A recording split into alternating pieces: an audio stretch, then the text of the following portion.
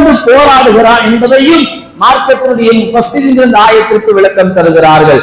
ஒரு போராட்டத்துல போய் நம்ம அடி வாங்கணும், ஒரு போராட்டத்துல போய் லத்தில உத வாங்கணும், இல்ல நம்ம அரசு பண்ணிடுவாங்க, நமக்கு எதுக்கு அந்த வீண் வம்பு, நம்ம உடம்பு தாங்காதுன்னு சொல்லி புறமுதுகிட்டு வெளியே ஓடக்கூடியவர்களை அல்லாஹ் இந்த ஆயத்துல சேர்க்க மாட்டார்.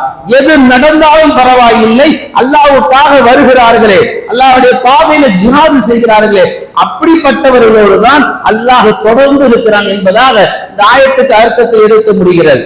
பெருமானார் ஸல்லல்லாஹு அலைஹி வஸல்லம் சொல்லி காட்டுவார்கள், வரலாறு எங்கு பார்த்தாலும் நீங்கள் எத்தனை வரலாறுகளை புரட்டி பாருங்கள், அத்தனை வரலாறுகளின் நபிமார்கள் போராட்டங்கள் தொடர்ந்து போராடி இருக்கிறார்கள், சஹாபாக்கள் தொடர்ந்து போராடி இருக்கிறார்கள். நான் 2 சஹாபாக்களுடைய வரலாறை இங்கே நான் மையப்படுத்த விரும்புகிறேன். முதல் சஹாபி ஹஜ்ரத் பிலால் ரலியல்லாஹு தஆலா அன்ஹு அவர்கள். அவர்கள் ஏதோ பிறந்தது போராட்டத்திற்காகவே பிறந்தது போன்றுதான். சில பேர் சொல்லுவாங்கல்ல, நீ பிறந்ததே அடி வாங்குறதுக்கு தான், நீ பிறந்ததே என்கிட்ட திட்டு வாங்குறதுக்கு தான், நீ காலத்துக்கு என்ற கொத்தடியில எல்லாம் கிடக்குன்னு நிறைய பேர் நம்மள இப்போ இந்த பழக்கம் உண்டு.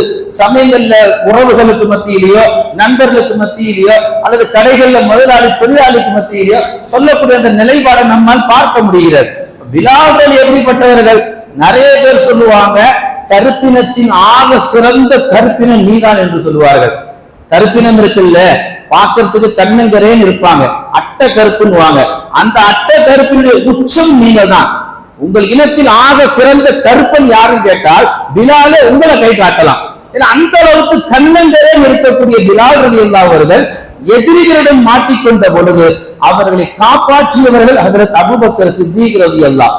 சில காசுகளையும் திரகங்களையும் கொடுத்து அவர்களை விடுவித்து சஹாபியாகிய பிலாலை இஸ்லாத்தின் பக்கம் அழைத்து வந்து முஸ்லிமாக வாழ வைத்து ஹரமிலே அவர்களுக்கு அதான் சொல்ல வைத்து பெருமானாருக்கு முஅத்தினாக நியமிக்க வைத்து இந்த மார்க்கத்தில் ஒரு சிறந்த முன்னோடியாக உருவாக்கியதனுடைய பங்கு பெருமானாருக்கும் உண்டு, அபூபக்கருக்கும் உண்டு.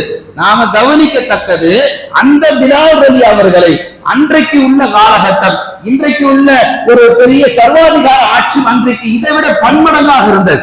இன்னைக்கு இவங்க சர்வாதிகாரம், இவங்களுக்கு அப்பனெல்லாம் அன்னைக்கு இருந்தாங்க, இவங்களுக்கு தாத்தா முப்பாட்டெல்லாம் அன்னைக்கு இருந்தாங்க.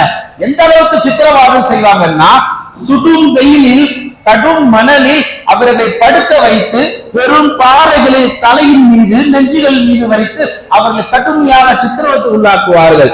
எல்லா சித்திரவாதத்திலும் அவர்கள் சொன்ன ஒரு செய்தி என்ன தெரியுமா? உனக்கான சொத்து என்கிட்ட கொடுத்துடு, உன் அப்பனுக்கு உண்டான சொத்தை என்கிட்ட கொடுத்துடு, இல்ல உன் மார்க்கத்துல உனக்கு வக்ஃப் செஞ்சதை என்கிட்ட கொடுத்துடு. எவனும் அன்னைக்கு அப்படி சொன்னது கிடையாது. யாரும் அப்படி அவனை சித்திரவாதம் பண்ணவே கிடையாது. அன்னைக்கு அவங்க சித்திரவாதம்